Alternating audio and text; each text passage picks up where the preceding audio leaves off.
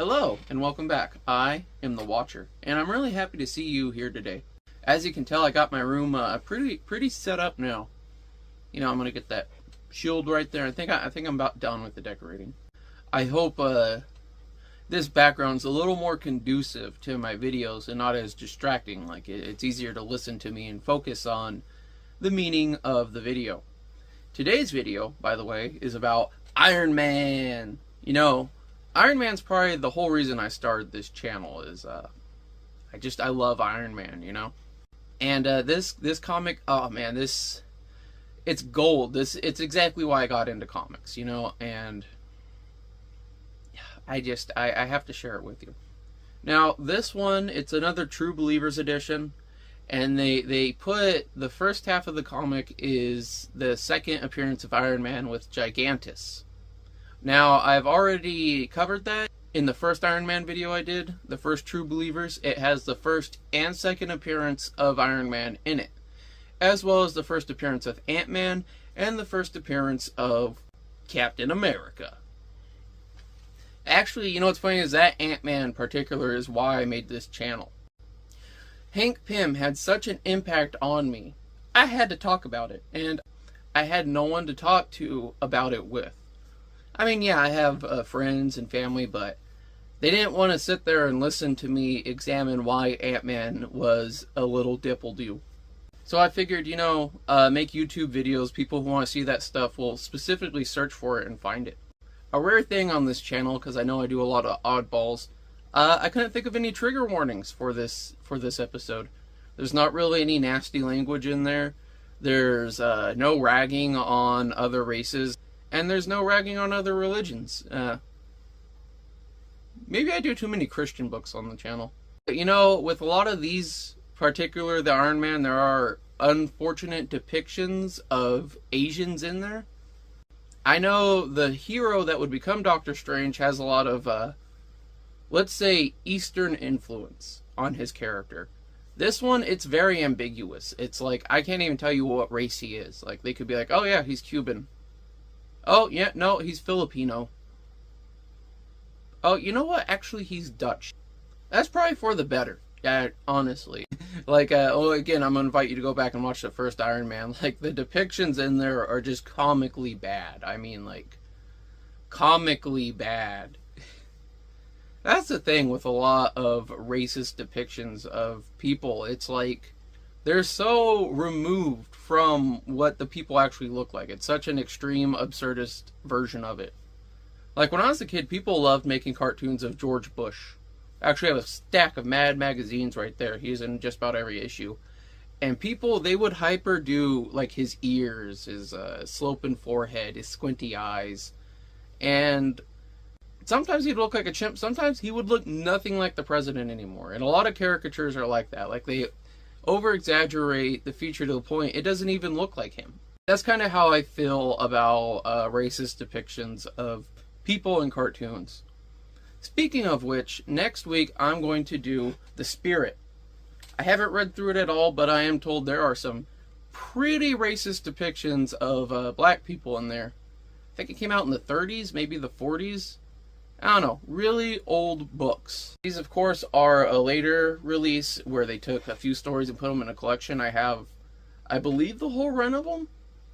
So it's like 5 or 6 books, and each one has about 4 stories in it. Again, I've been wanting to do The Spirit since I started this channel. I actually bought The Spirit comics right when I started the channel, so I've really been looking forward to doing those. I just love old detective comics. I love that era of the history. That's actually kind of part of why I chose to do Iron Man in the freebie slot.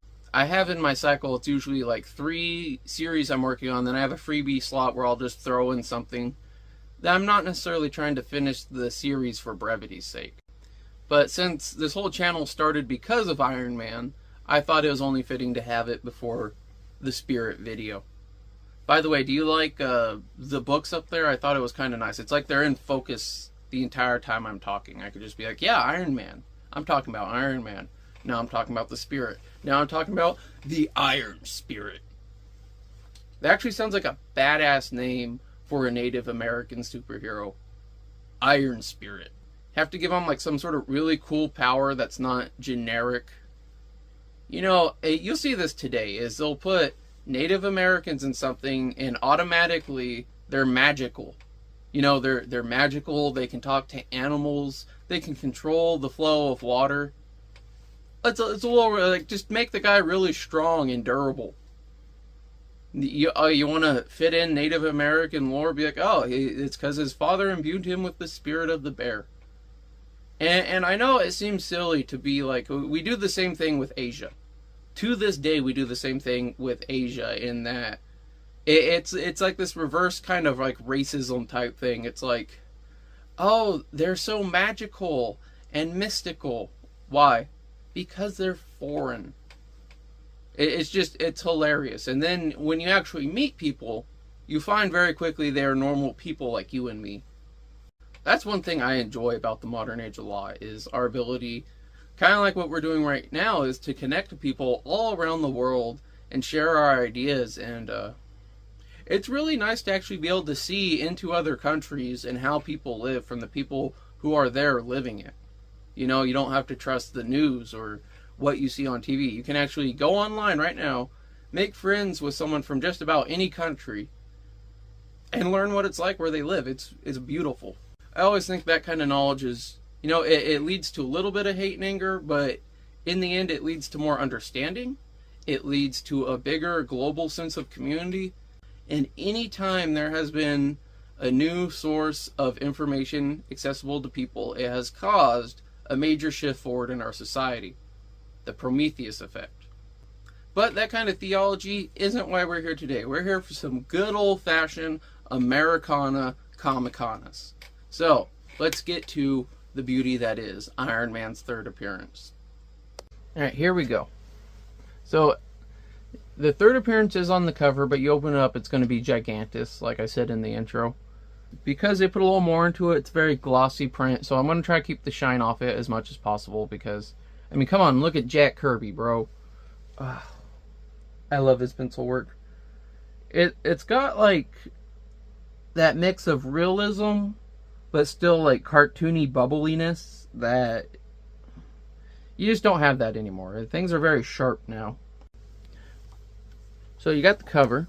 On the back, you have this really cool Jack Kirby picture.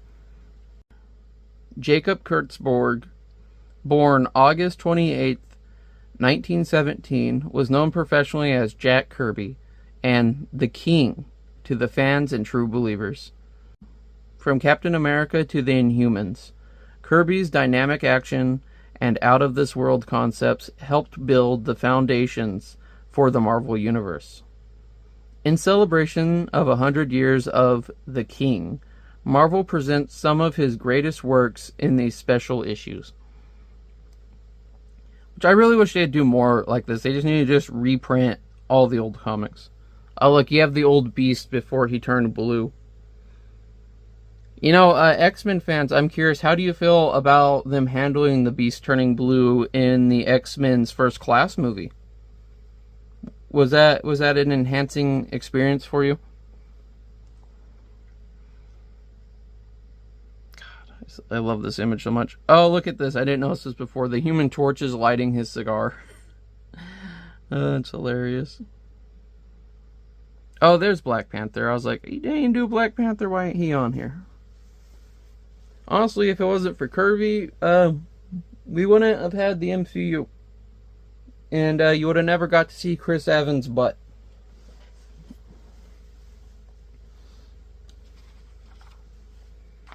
So, I'm just going to skip the first few here. You know, again, it's a Gigantus story, which it's a great story, but I already have it covered on here.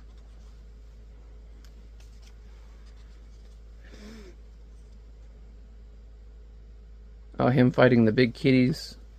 Here's where he paints his suit gold because that chick was like, oh, gold. And here's him defeating Gigantus. Throws the magnets, he busts apart. Those aliens are like, ah, man, we got bad intel when we were last here like 10,000 years ago. So here you get to the Jack Kirby. I mean, here you get to the second appearance of Iron Man, and Looks pretty close. A little different. And it says right here, Doctor Strange, the most dangerous foe ever to challenge Iron Man's might. Will Iron Man meet his doom when he invades the stronghold of Doctor Strange? Look at me sitting there, and there's that chick in the background. He's like, no matter how powerful you are, Iron Man, you're helpless without your life-giving electricity, the same electricity which I am shutting off now. And this is what I love about these old comics, is they are just full of expletive. I mean, they are full of expletive, like everyone is a side character in an anime. Just like, yes, I will now read to you this comic after I turn the page. It, literally, like every other line is like that. Especially when they weren't as confident in animating something. It's probably going to be the thumbnail right here. I mean, just look at that. That's beautiful. I love especially how he did the lines on him to kind of just make it look like he's being blasted. And it's just a really good picture. I had to stop. So it starts off with Tony. He's at this banquet. It's a hospital charity dance. He's got some random date there. Okay, so they're like, attention everybody. Here's a special announcement. Will Anthony Stark please step forward? And she's like, Anthony Stark? Why, that's you, Tony. And he's like, if I'm not, then the check I gave the hospital committee will bounce. Don't go away. I'll be right back. Gives her a little peck on the cheek. She's like, don't keep me waiting too long, lover boy. And then this chick's like, as fundraising chairman, I want to report that our new hospital wing can now be built, thanks to Anthony Stark, who donated this check for $100,000. Like, wow. 3 cheers for Tony Stark. And he's just like, yeah, now that we got that shit out of the way, Iron Man's going to be here to entertain the children tomorrow. Which I feel like that's the whole reason he did this. And she's just like, wonderful, the children idolize Iron Man. Then the dance resumes. So, Lady Killer Tony Stark is just a big old softy at heart. He supports charitable causes, and even has time to plan amusements for orphan children. Careful, doll. You'll make me flip my halo. Which, I love that line, but like, look at the words there, how they're kind of crammed. And you're going to see this a bit, and it's because they free-handed the words back then. There's one coming up, I'll try not to forget it, but you can really tell they crammed it at the end. You see this in everyone, it's just a woman being like, why can't you have more time to be romantic with me? And he's just like, I can spare a few moments for a worthy cause. Oh, this part's hilarious. Do you mind a personal question, Tony? Do you ever intend to fall in love and get married? Honey, no girl would want to marry an absentee husband. So he's pretty much saying, it's like, I've been checked out the whole time. And then he just starts talking about a bunch of the cool stuff he's doing. He made this cannon for the Navy, which can shoot something like 500 miles. He made some sort of flesh-healing serum. He made some sort of alloy for the spaceship. Oh, this is funny. Great Scott, Stark. Your burp gun is obliterating pillboxes and blockhouses, as if they had been struck by artillery shells. So yeah, I guess he makes a little gun that blows shit up. I love that this is a time where all this is presented as good. Medical breakthrough. Protecting astronauts on the same level as a Navy cannon and a gun that can literally blow crap up. You know, the idea of peace was different back then. You know, speak softly and carry a big stick type sentiment. I guess it's a special cartridge.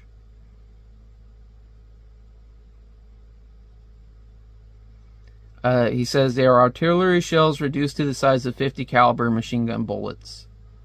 And they can be fired at the rate of 1,000 bullets per minute. He was kind of bragging about himself and just listing all the cool stuff he did. And he's like, see, I'm too busy to get married. Oh, here we go. You see that along? It's really smushed in there. And the little space on the combs. I find this funny because I do the same stuff. So yeah, she's pretty much like, when the right girl comes along, which I hope is me, you'll make time for marriage. Now take me home.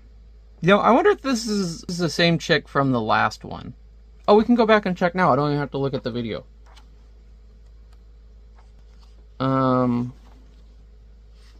Yeah, it doesn't look like it. Oh, no, that's a random town person. Oh, here we go. So she's blonde and has a beehive. And this one is blonde and... I don't think it is. I think it's just generic hot chick. I mean, he's supposed to be a playboy, right? He probably has a ton of girls. And then he's like, oh, little does she suspect I'm not telling her the whole truth. And then he's thinking about all his Ironman stuff. It's like... And again, this is that stuff of them just saying what is happening blatantly to get more action in. He's like, if Iron Man isn't battling gangsters, it's Iron Man. He caught us red-handed cracking this safe. That's why they say, stay quiet until you talk to your attorney. He's like, he's fighting American enemies from within and without. We're too late, Iron Man. The commie spies are escaping in that chartered plane. He's like, don't worry. The plane will never leave the ground. So how do you think Iron Man's going to solve it? You know, modern Iron Man, he probably just like fly over there, disable the engines. He throws the stairs, those loading stairs at the plane, just bam. Yeah, clean that up. Oh, look, right here, two ships almost collided, and he's pushing them apart. Kind of the opposite of what happened in the Spider-Man movie. Oh, this was funny. It's just a random flying saucer. I wonder if this is a reference to Giganto. We can't conquer Earth. It's inhabited by metal creatures with fantastic strength like that one. Let's go look at the flying saucer. We're doing a lot of going back and looking.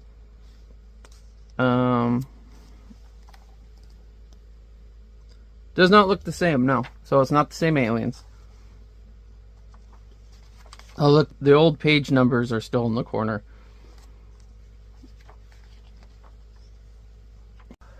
Now he's complaining about how he has this metal chest, which, you know, first off, your crotch isn't covered, Tony. But if that's really in the way, like, look, she has her head on his shoulder. Wouldn't she feel that? What, they think he just has, like, a bulletproof vest or something?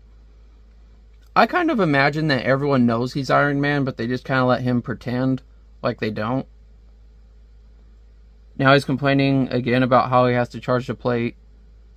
That's one thing with the expletive, is they really focus on everything being explained within the issue. They're not going to be like, go back and read the second one to know that he has to charge it. They're going to bring it up all the time.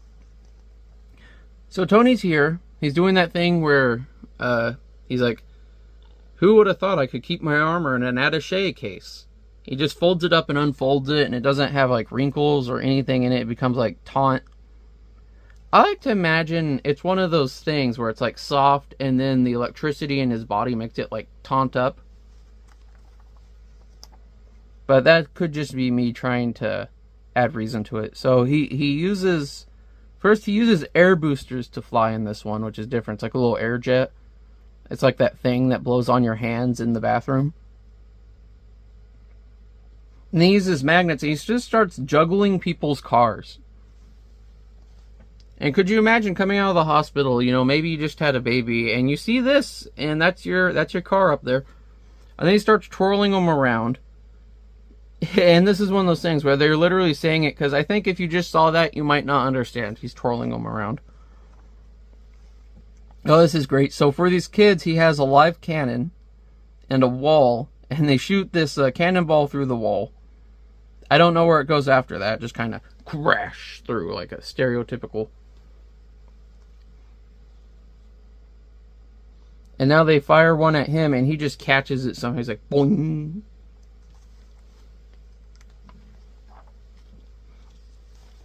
And then he crushes it up, and he says to give a piece to every kid there as a souvenir. So back here, they're broadcasting it. Well, you saw it, folks. A dazzling exhibition of power, which only one other person could possibly equal. The villainous Dr. Strange. But of course, even Strange hasn't gotten Iron Man's astonishing physical strength. And luckily for mankind, the evil genius is safely locked behind bars in maximum security prison. And then it cuts here. But at that moment, in a prison radio repair lab, the fool, I've only allowed myself to stay here till I could formulate a new plan to plunder my fellow humans. And now I have it. And this is the one that I noticed where it's really like squished in there. Humans, like, okay. And again, you know, I do this stuff myself. I'm probably not going to bring up too much more. That's the one I was trying to remember when I brought it up earlier. So you get this cool scene of him and Joe. I knew Iron Man would appear at that children's hospital less than a mile than here, so I rigged up this electronic apparatus just for him. And that's the thing, this Doctor Strange, he's like good at machines, I guess. He's like, yes, Iron Man himself will rescue me from the steel fortress, from which no convict has ever before escaped. But I am no ordinary convict. I am Doctor Strange. So he pockets this radio thing, and then he pretends like he's having a dizzy spell. And the guards are like, oh, come on, let's take him back to his cell so he can lay down, you know. He's been faking having dizzy spells, I guess, for a while now, so they think he has a medical condition. And now he's doing a memory, how he was struck by lightning 6 months ago when paratroopers were surrounding his mountain laboratory. Oh, so lightning hit his ray gun that he was trying to fire at them. And they're like, capture him while he's still stunned. And he's like, yow! So that's what happened. He's trying to make it sound like they were attacking it. He went out to shoot at them, and I guess his gun attracted lightning. Must have been like an ionic ray disruptor. Attracted the lightning or something. So they just set him on his bed, sitting up in like a falling position. They don't lay him down or nothing. Oh, so yeah, he's been using that shock as his excuse. Like they think, oh, yeah, he got electrocuted, that's normal. And he's saying that lightning blast after the first paralyzing effects increase the electrical energy of my mind. But those fools will only discover that after I leave this rat hole. So yeah, he's like, yeah, you know, I tried to shoot people and I got shot by lightning and now I'm smart because of it. Even though he was already a doctor before that. I think he's just crazy. The guy's a loon. And then later when he's alone in a cell. So yeah, he's setting up that radio thing, and it hijacks Tony. And here's the thing, he's completely unaware of it. Like, it's not like he's controlling the suit, because it has that radio antenna. He's literally controlling Tony. I hear a voice coming from far away whispering to me, hear me, Iron Man. My ultra-frequency waves have affected the electricity in your brain, hypnotizing you. I am your master, and you are my slave. So yeah, he's not going to remember any of this after. You look at that panel, that's just freaking hilarious. So yeah, he pretty much makes him go and bust him out of prison. He's smashing the gate down, guards are shooting at him. He just rips the wall apart. And then Doctor Strange jumps on him, and the bullets are bouncing off him, and Strange doesn't get hit.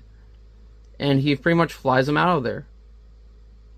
How? Bullets bounce off his armor like peanuts. Ha! Wait till Iron Man snaps out of his spell and realizes he engineered my escape. But by that time, he'll be executing my master plan to dominate the world. How proud my daughter Carla will be of me then. Because of my absolute power, she'll have her pick of kings and billionaires. So yeah, that's his whole strategy. That's his whole plan. That's his whole reason. He's breaking out of jail. He's going to try to take over the world so his daughter will respect him and like him again. And the reason his daughter doesn't like him is because he is evil and always trying to take over the world. So he's like, I can make up for my neglect by doing the thing I did to neglect her, but saying it's about her. Dr. Dumbass. Above all else, I crave my daughter's love and admiration. I must make up for all the years I've neglected her, while I devoted myself to a fantastic life of crime. Therefore, I'll give her everything, the earth itself, and she'll reign over it like a queen, thanks to her father's genius. So a little bit of ego. There's a quote from Bruce Lee I'll put up on the screen right now. I believe it's something to the effect of, instead of giving your children everything you didn't have, teach them everything you didn't know. And that this is incredibly sweet. This is incredibly touching. He just wants his child's love, And she's all grown up now. He wants her to look up to him like he's a hero, like he is this great, amazing guy that our kids look to us like. And he doesn't have that because of his actions. But the thing is, he's criminally insane, and he can't see how to properly go about getting it. And it's a little touching. So he has Iron Man drop him off, and then Iron Man's just like, "Oh, where am I? I seem to have lost all memory of my actions since I left the hospital." And these cops run up and just tell him what happened. And he's like, "Grrr. Dr. Strange must have cast a hypnotic spell over me. But if it's the last thing I do, I'll recapture him. I must redeem myself." And these cops, they kind of look like state troopers, are like, "Poor Iron Man. He feels like a fool. His pride won't let him rest till he gets even with Doctor Strange." And that's the thing. They just run up and say, "Dude, you just smashed a prison open." He's like, "Yeah, I'll send you some money. I'm gonna fuck." He didn't even say he's gonna send them some money. He's just like, "Oh, ooh, oh, it wasn't me. It was that guy. Ooh, I'm so mad at him." And they just let him go because he's a good guy. See, like back then, superheroes, they always worked with the police, and the police were always like, "Oh, thanks, super guy. Yeah, we just trust exactly what you said, and we'll prosecute this guy legally now." And then just the superheroes do things like, "Oh, of course, Iron Man wouldn't do that. You seen him juggling those cars? He loves us." So Doctor Strange, he's got this helicopter, and he's like, "There's your new home, Carla. It is from here that I shall give the world my ultimatum. Unconditional surrender to Doctor Strange or extinction." She's like, "But Dad, I don't understand. Why must you do anything so drastic?" And, look, he's got a bunch of, like, scary-looking foreigners with him. And he's got that big cape now, which is the only time he really reminds me of Doctor Strange. He's got that purple and that mauve, which looks really good on him. "Foolish child, it's but my due. As the world's greatest scientific genius, I should rule mankind. Now I will introduce you to my accomplices, the most cunning scientists and power-mad military men on Earth." Soon Doctor Strange's sinister subjects greet him with cheers. "What's wrong with your daughter, Doctor?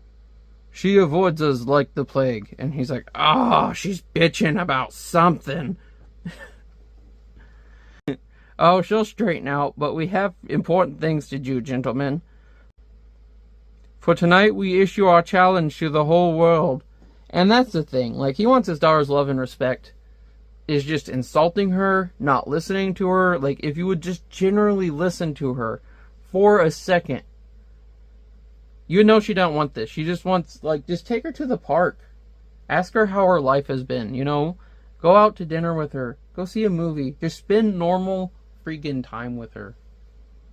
And that's what's really sad and tragic about Doctor Strange's character. And a lot of people are like this. Like, they could repeat back exactly what you just told them, but they really can't listen. Some people are just incapable of actually listening. So, yeah, so he sends off a 200 megaton bomb in outer space. Kind of like America did when we were showing off to the Russians, and we kept, like, blowing just shit up back and forth, seeing who could make the biggest bomb. And then he sends out this radio frequency to everybody. I like how the sickle and hammer's, like, kind of red. Like, it was... I feel like they had drawn that and they messed it up, so they, like, inked around it to try to fix it. "Attention, Earth. This is Doctor Strange, broadcasting from his impregnable stronghold in the Atlantic Ocean.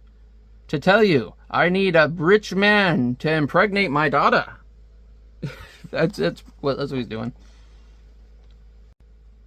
"Doubtless you are all now aware of the huge S-bomb I exploded in space." I'm assuming the S is for space. "Well, I have even more of the same type. enough to destroy all life on Earth. Unless every nation surrenders to me within 24 hours, I will blow the world to smithereens. Disregard my threat, and as sure as my name is Dr. Strange, I will bury you all!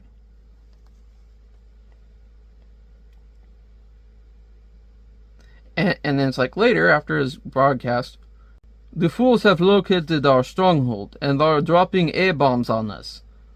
But to no avail. Thanks to the protective force field you invented, Dr. Strange. Yes, the world will soon realize it has no alternative but to surrender to us. And so there's this cool submarine here. And their plan is pretty much like, yeah, you got a force field above, we're going to shoot Iron Man below. I think he did this in the last one too. He was digging. When I started reading these, I didn't know early on that one of Iron Man's major powers was digging. He's kind of like the Dig Dug or Knuckles or something. And he's got some bullshit here about how he can track where they are. My body is attuned to electrical energy, as a bloodhound is to scent. I can feel myself nearing a major electrical source now. Carla, what is it? You haven't spoken to me since we've arrived. Tell me, child. And she's like, if you must know, it's your despotic ultimatum, and your willingness to destroy mankind if Earth doesn't surrender to you. I never dreamt you were so evil. But you don't know what you're saying. I've done it all for you. That's the thing, once again, not listening to her. But I love this in stories, like, Iron Man could not show up right now. And I feel like the story would resolve. Like, he would have a chance to see, like, hey, okay, maybe I shouldn't do this. I'm sorry. I'm going to just go back to jail and try to earn my daughter's respect back. No. Nope. like it could resolve Iron Man. He burst in and he's like, nah, we're having a showdown, baby. You made me look stupid. He's like, Iron Man, we meet again, Doctor Strange, but under different circumstances. You're not dealing with a hypnotized automaton now. He's like, this is your finish, Strange.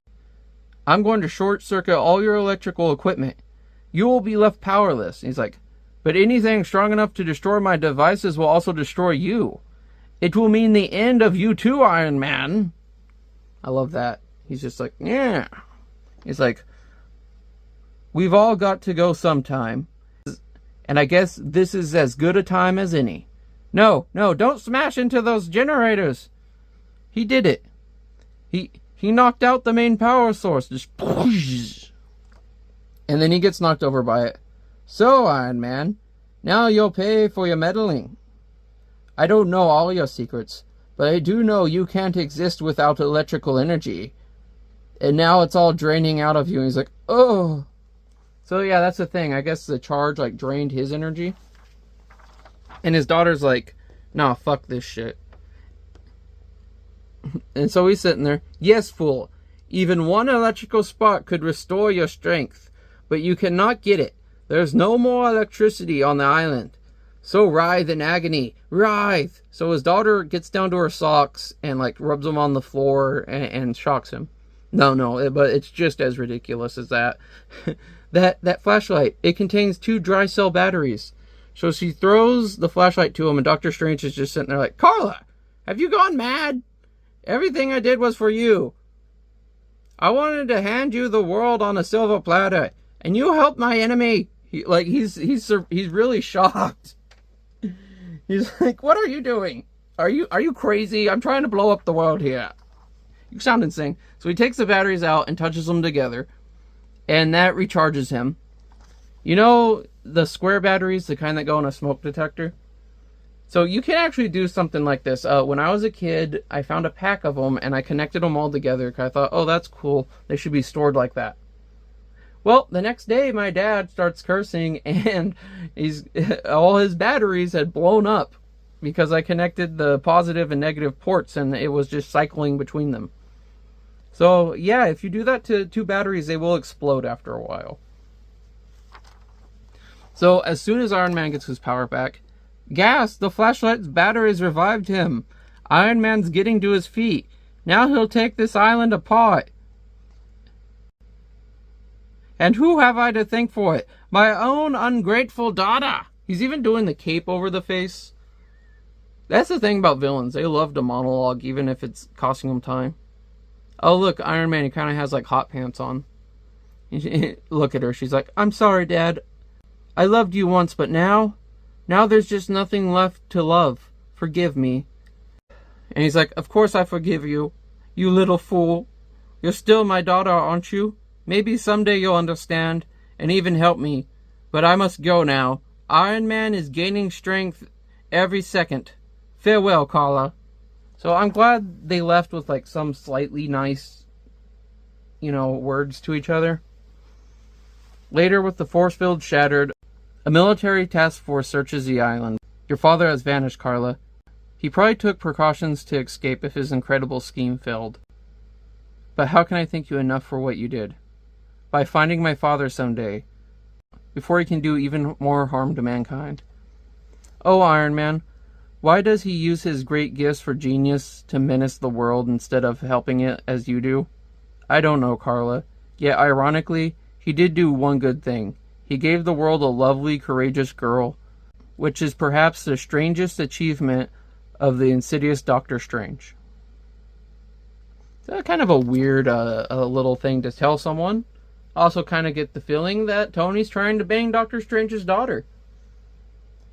And, I really wish this character came back and got some sort of, like, closure with his daughter, or more, she got closure with her father, but she doesn't because Stan Lee and possibly Jack Kirby immediately forgot about him after this issue. And he never comes back, and in 2 months is replaced by the superhero Doctor Strange. And you have this list of other Kirbys, and I gotta tell you, I want to get everything on here, especially like Thor versus Hulk, some Captain Americas. Oh, Black Panther, I didn't know that one before. Oh, look, even Groot. There's the first Groot. I am Vin Diesel. This one actually looks more like Vin Diesel. I did order Devil Dinosaur. I had that one coming in the mail right now. And there's one other one on here I bought. I can't remember at the moment. Might have been the Thor one.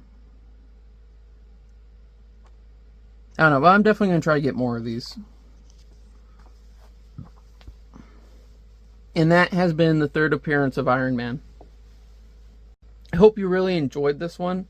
And let's get to the final thoughts. Well, final thoughts. I know I say this a lot, but again, the story was not what I expected. I guess it's true what they say. You can't really judge a book by its cover. I mean, you want to a little bit. Just a little bit. The reason I love these kind of comics is because they're so goofy. Doctor Strange's entire motivation was, I want my daughter to love me. I want her to respect me again. I want her to not see me as this evil guy. Very relatable and down to earth. But then he's also criminally insane. He's like, she hates me for neglecting her and being evil. So I will steal the world and give it to her. That'll make her love me again. Just take her out to lunch, bro. Just try to connect with her. And that's one thing. Like, if this story hit home to you, if it made you maybe think about someone, maybe this is like this is your sign from the universe to reach out to them and try to forge that connection again. Who knows? You might end up causing something really special to happen. And if it backfires and it drives the person further away, or you guys just annoy each other, it'll kind of remind you why that person's not in your life to begin with. And then next time you miss them, you'll think, yeah, I'm not trying that again. The only thing I could really say, though, about this is I wish... See, that's the thing. Stan Lee... So let's just talk about the Doctor Strange thing a bit more. Stan Lee, he was asked at a later date about this character, and he straight up did not remember him at all. Did not remember him at all. I personally think what happened is they're all sitting around the office. He's going to guy being like, what's our story this week, Johnny? And he's like, I like this Doctor Strange. And one of the other artists, the one working on Iron Man, either was told directly, like he said, he just told everyone, make a Doctor Strange character and I'm going to pick which one I like, true believers.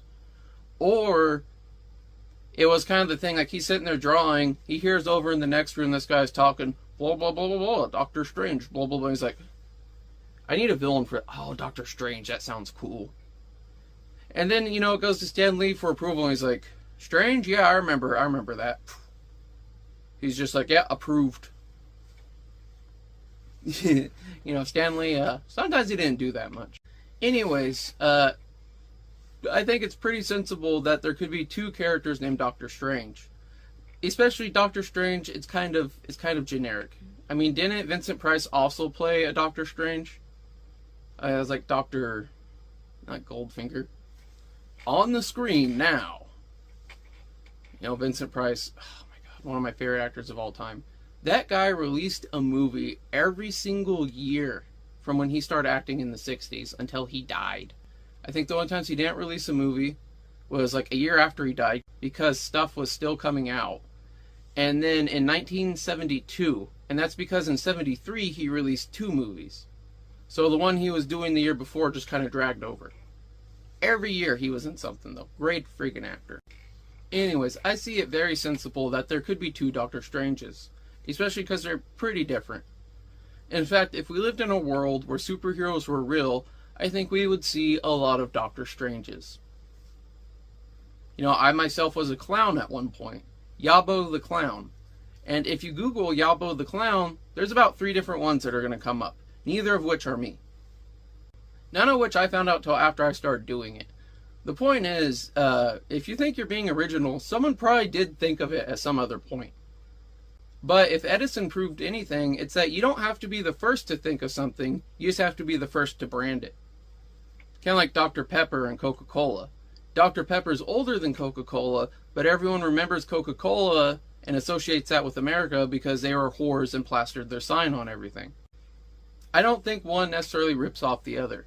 Now, of course, I do want to get some Doctor Strange comics and read those. So once I get a Doctor Strange, I'm definitely going to come back and examine this and see how different they are.